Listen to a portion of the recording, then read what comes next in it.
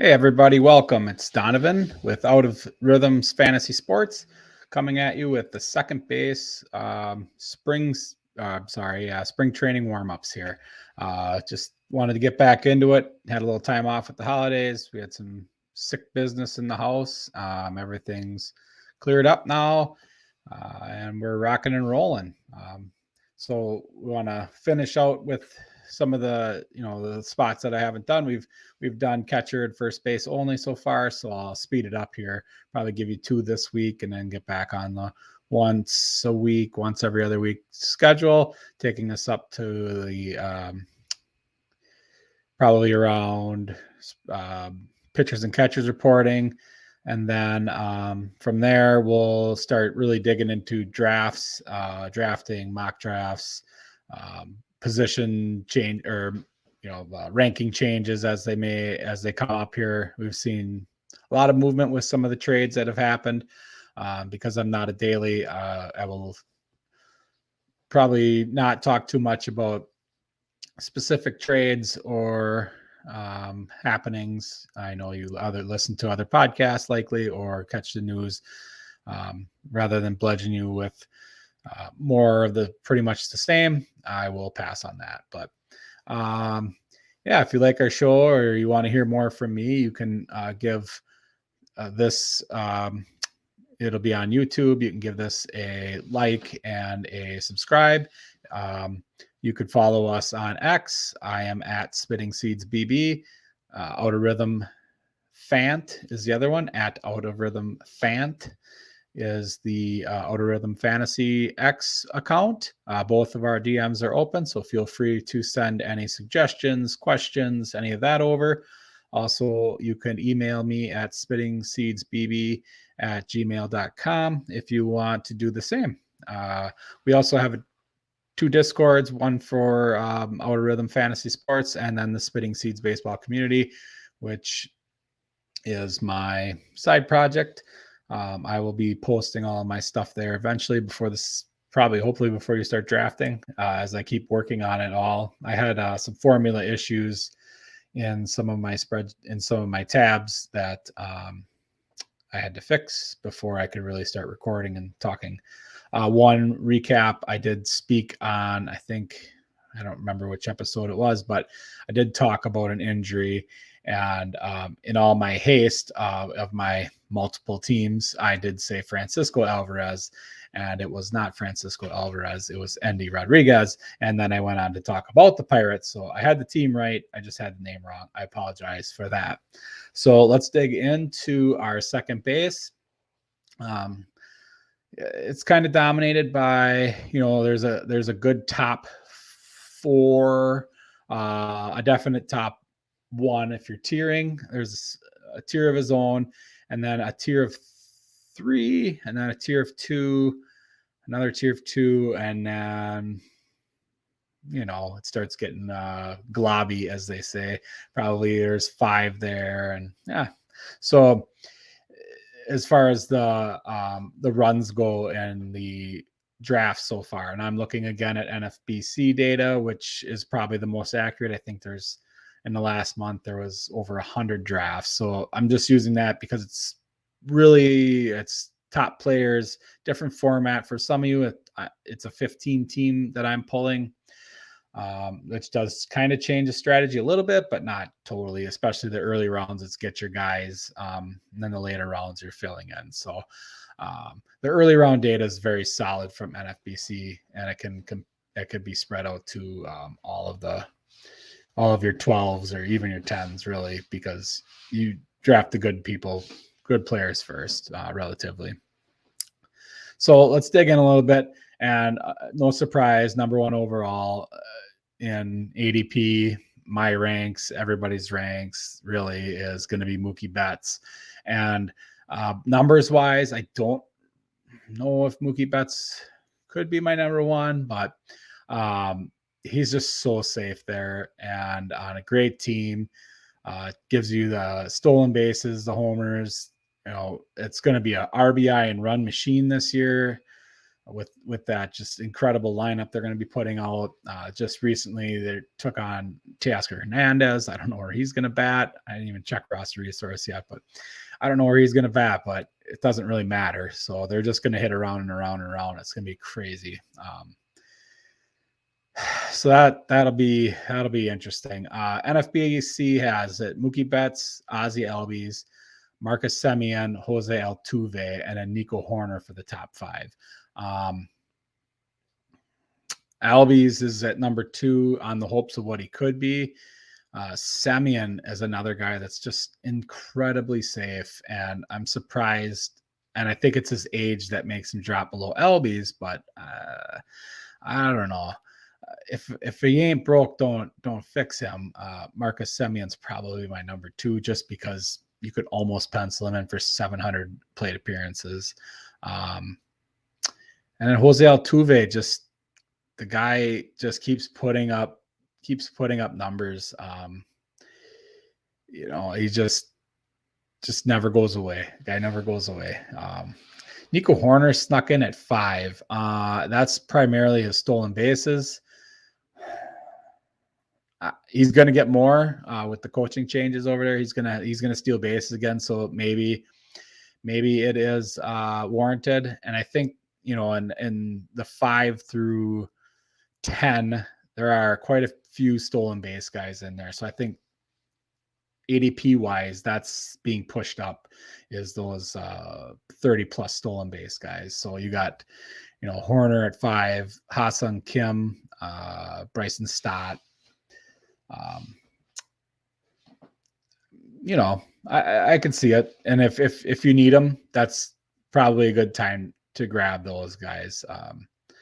I don't build that way, so that's probably why I am going to lean against them, and I will dig into that a little more. Number 6, and we'll pull this up here, is he's all the hotness. Everybody's talking about him. I won't bore you with that stuff.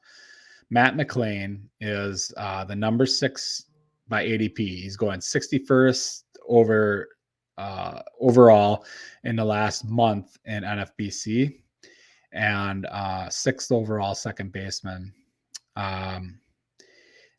My projections, and again, I have it, so if everybody plays the same amount, I have Matt McClain as my number 1 second baseman. And I have him projected then at 102 runs, 25 home runs, 79 RBI, and 22 stolen bases with a 290 batting average. So this would be for a 5x5 head-to-head or roto. I would have him probably as my number 1, followed by Altuve, then Mookie Betts, and then the next guy I'm going to talk about too, Zach Geloff. So let's look at my thing here. If you're watching on YouTube, you could see my graphics here about some of the, this isn't the right slide, so I'm going to slide this over. Don't pretend you didn't see that. That's the magic of podcasts, as you didn't. So these are my reach players for second base, and it's Matt McClain, Zach Geloff, Jorge Polanco, and I'll kind of explain why, and then Davis Schneider. And we'll dig into this a little bit. Matt McClain, again, he came up last year. He only had 89 games, but his pace, that team, the youth, I think there's a spark there, and I think he's going to be able to replicate in some fashion. And if he does replicate, I have him as the number one overall second baseman, and that could be huge for him and for the Reds. A young team. I'm proving he struck out 115 times on 400 plate appearances. So that's quite steep. So that's got to get cleaned up. That's 28%. That's got to get cleaned up a little bit. And then only a 7.7% walk. So he's got a little work to do in that arena, but that team might just let him go, right? I mean, they have nothing to lose there. They got all this talent up, and that's what they want to see is they want to see these guys perform. So that might just happen this year again until they kind of get settled in and figure out what they got going on there. So, you know, Matt McClain is the 6th. I'm not going to take him first. Again, I'd probably going to go with the Betts pick there for a couple of reasons. You have your second baseman then, and he can swing the outfield when you need him there. I'll take Semien 2. I'll take Altuve 3. And then I don't know. I'm probably going to take McClain over Ozzie Albies personally. If I'm drafting right now. And so that would put him at the 4th. So right around pick 37, 38. That's my preference there. And I'm willing to take a little bit of risk there with that. Just because I believe that he's got all the skills. And I'm going to check here 1 second. This would be the Reds depth chart.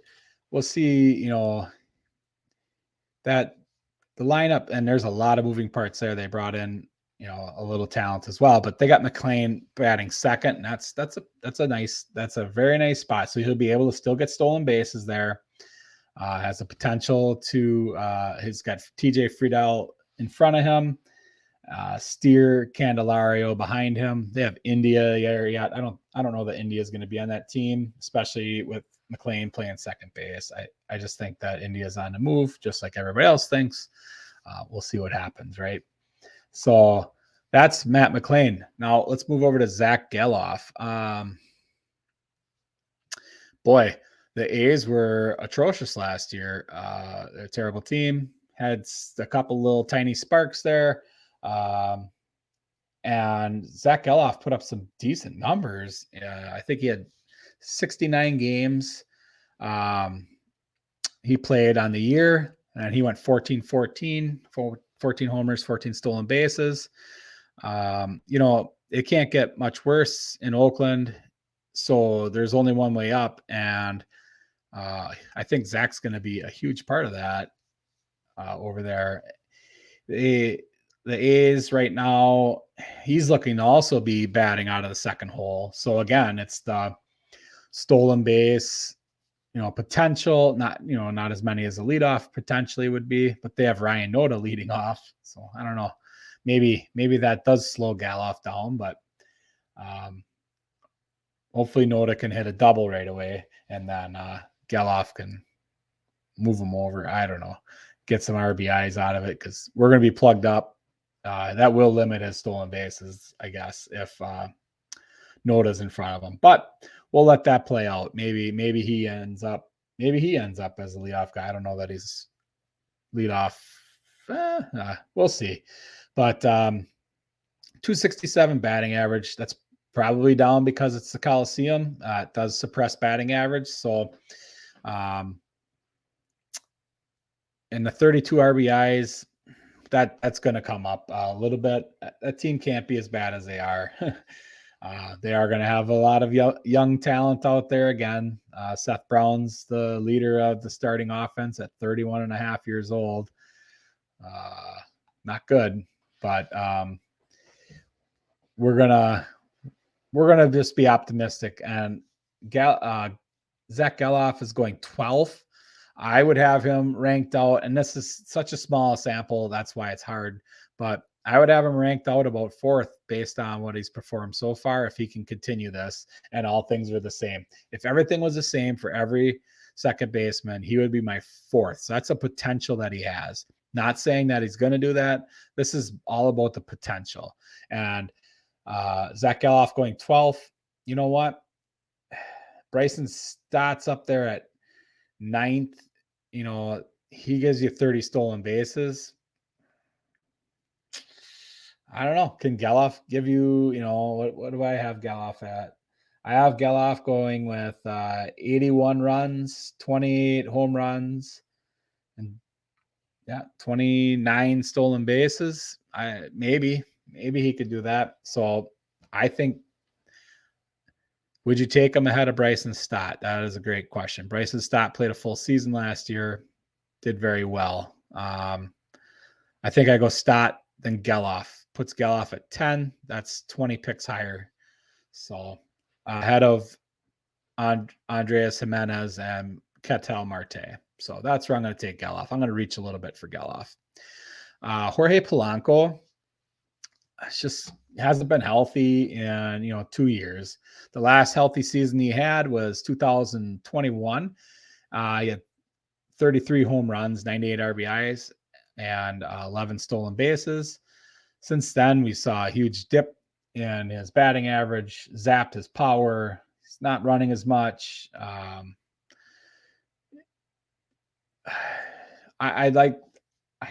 optimistic that if he can get a full season, that we could see. It's probably not going to be near 2021, but could we see 25 home runs and 7 stolen bases? Probably, with a 260 batting average. That's not terrible. And he is currently going pick 24 overall. So like in a 12 team, he's your middle infielder. If he could play a full season, and again, if everything's the same, I have him ranked as the 14th. He has 14th second baseman potential. So guys going ahead of him are Whit Merrifield, Gavin Lux, Luis Rengifo. I'm going to take him ahead of all those guys. And Whit Merrifield's at 238, and Jorge Polanco's going 274 overall. So that's a big value. Whit Merrifield's days are numbered, right? So I'm going to reach up for him there, right around after like a Ryan McMahon goes, India, McMahon, Drury. Then I'm going to take Jorge Polanco probably, or the next guy. Actually, let me talk about Polanco's going to be batting third as well. He's slotted into bat third in the Minnesota lineup. So with Royce Lewis batting ahead of him. And if Royce Lewis could stay healthy, we got Polanco's RBI should go up then. So I think Jorge Polanco's that's a good risk in your 250 range to grab, where you could get nearly a top 15 second baseman out of it. So Jorge Polanco was on my list. And then Davis Schneider, a guy who came on at the end of last season and really had a strong finish. Currently, he is scheduled to be what happened here? Toronto. Sorry about that. He is scheduled to bat sixth in the lineup, but so he's not going to have, probably it's going to suppress his runs and RBI. But if the season rolls out and he stays hot, that could move him up, or injuries, or there's a variety of reasons where he could move around. And right now is a 37th overall, pick 600. Like, he is in your 12 team, 10, 12 team. Like, why not try? Why not give it a shot? He is, again, likely going to be the starting second baseman, barring any moves between now and then. He has, Santiago Espinal, Isaiah Kiner-Falefa's there now, so he could probably move in a little bit encroach a little bit on his playing time. But if he starts, if they pick up Davis Schneider with your last pick in a 10 or 12, and if he starts off the year hot, like, you have found money, and turn it if you can, turn it into something, or keep it and ride it out. If he has a full slate of games, again, if everything's the same, I have him marked in at the 16th overall. So again, found money at pick 37. I would not pass that up. So those are the guys I would reach for. I would take, like, looking ahead of here, we'll go back to pick, 29. That's Ahmed Rosario, another guy that could probably outperform a little bit, but Jordan Westberg, we don't know. Brendan Rodgers, he's in Colorado, right? Jake Cronenworth is in there at 32. Luis Garcia, Michael Massey, Geraldo Perdomo, and Zach McKinstry are all ahead of him in ADP. I'll take them. I'm going to take them before all those, just on a stab. So those are my guys that I am going to reach for. Now we'll head backwards in my slides to here are my holds, my weights. And we'll get into that right now with Ha-Seong Kim. Last year, he had 38 stolen bases and 17 home runs. It's a really good year. Things are changing in San Diego, believe it or not. You know of the Soto moving across country. We're going to shake some things up over there in San Diego. And Ha-Seong Kim's a great player. He's going 81st overall in the 7th second baseman. This is a spot where I am not going to take him. I'm not going to take him. I'm probably not going to take Kim, Gleyber Torres. I probably won't take Bryson Stott. That's where I'm going to wait a little bit and then take Geloff. Let those guys go in and take Geloff. That's kind of my play on that. Kim is going to bat leadoff, so he will have the stolen bases. He's got Bodarts behind him and Fernando Tatis and Manny Machado. So he will get the runs. He will get stolen bases, and he's still going to have some pop. We saw his batting average dip a little bit, but I just don't have a good feel on it. My numbers, and everything the same. Again, I have him at 22nd, and that's kind of scary to me. And I have to dig into that, but I'm still going to wait. That's just like where it gets gray right there. 80, 90, 100, 113. The way I build, I try to buy a lot of offense early, and then in those rounds, I'm hammering pitching. So it just seems like a risk, to me. That's my personal feeling on it. It's just risky with the changes that are going on in San Diego, and just seems a little risky for me at pick 81 overall. Bryson Stott, another one. He had 15 homers and 31 stolen bases last year, currently going 9th overall at 103. Another guy that I have kind of slid down to 15th in my ranks. In Philly there, he is slated to... Where is he? He is slated to be in the 6th hole, batting 6th. So he could still get 30 stolen bases in the 6th spot. Outside of Schwarber, everybody runs a little bit, and Baum, everybody runs a little bit on the Phillies. So I think there's no real hey, you're the 6th hitter, so you can't run mentality. Real Muto right behind him.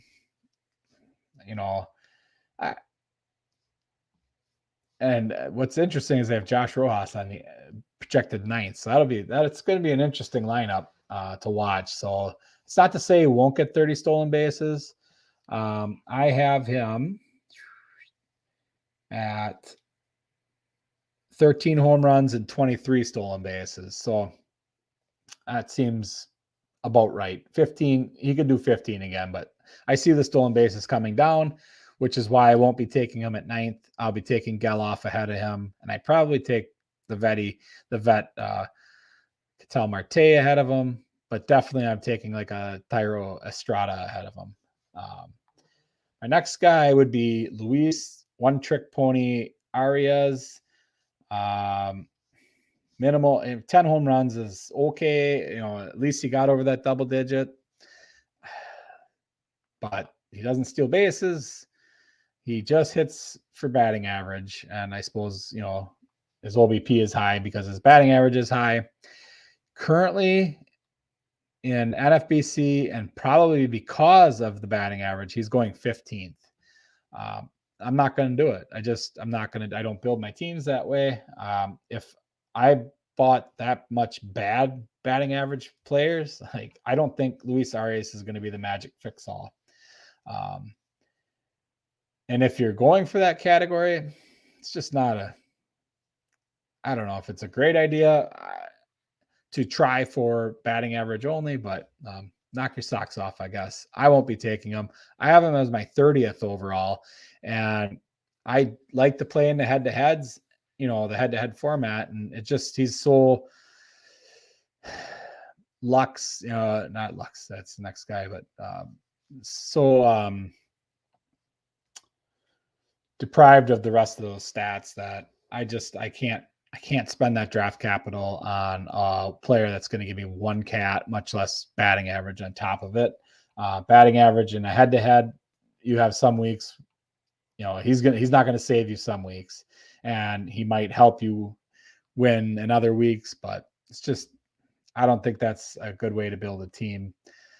He's batting leadoff for the Marlins. Good spot for him to start, but I just don't believe in him there. Again, I have him at 30th, so I'm going to let him drop, and I'm going to take a whole slew of other people before him, including Jorge Polanco. So next is Gavin Lux. It'd be our last one we'll talk about here, I think. Gavin Lux, he was 2 hours and 45 minutes away from me.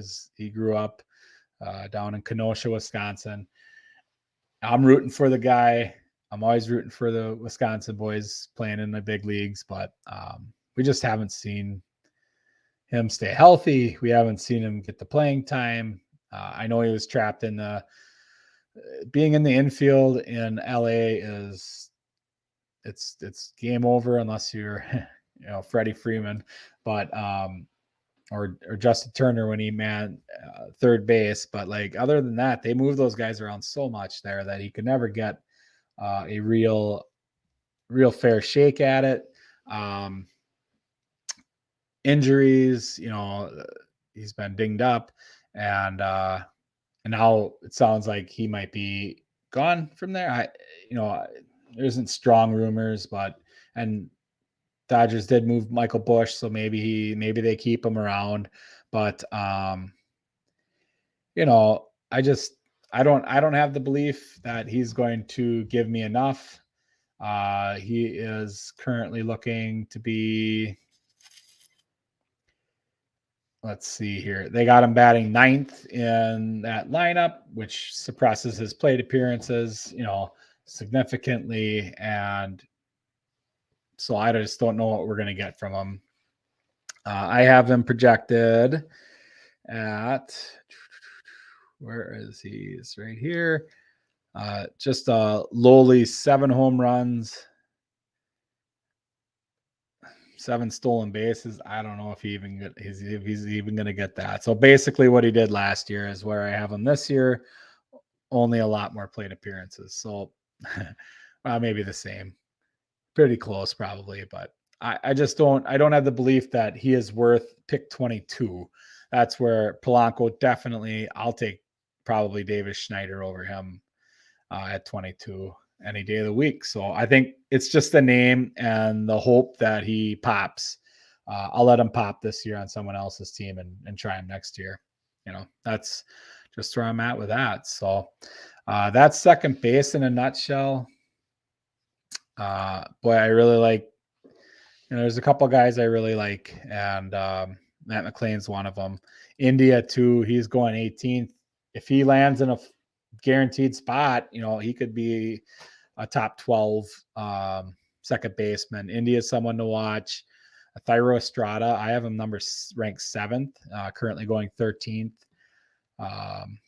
Glaber's right around where he needs to be. That top 4 again is your preference. Mookie, Ozzie, Marcus, Semien, and Altuve. I would go probably just off of ADP. I would go Betts, Semien, Altuve, McClain, LBs. That's kind of my thought at it. So give you a little less risk if you take McClain at 5 than you do, but you might not get him. He might keep getting pushed up. So that's second base. Thanks for listening. Thanks for watching. Going to try to get third base done yet this week. And then I'll work on shortstop, and I don't know how I'm going to do outfield yet. So there's probably more, and it looks like I'm about a half hour on all these episodes, which is pretty good. So maybe I'll do a 2-part, all my buys outfield, and then all my my reach and my holds for outfield. I'll probably do 2 separate episodes of those. And then pitching, I haven't really perfected my rankings for pitching yet, so I'm a little hesitant to share those. So maybe I'll only be offense. I don't know, but I just keep working on this, my tools, and but I could still give you my thoughts on pitching without my projections, I suppose. So that's all for second base. Again, thank you for listening. If you want to hear more from me, you can subscribe to the Outer Rhythm Fantasy Sports YouTube channel. Give this episode a like. Like I said, hit the bell, subscribe. Also follow us on X at Outer Rhythm Fant or at Spitting Seeds BB. Give me an email at spittingseedsbb@gmail.com. I could be found anywhere. For the most part, I guess. Just look for the Spitting Seeds and come and find me. I don't do the Twitch too much yet. I'll be getting into that more as I get comfortable with broadcasting these. So hopefully in the upcoming episodes, maybe I'll even go live and you can watch me on your lunch break. So that is all for today. I thank you for watching, and I will see you all next time.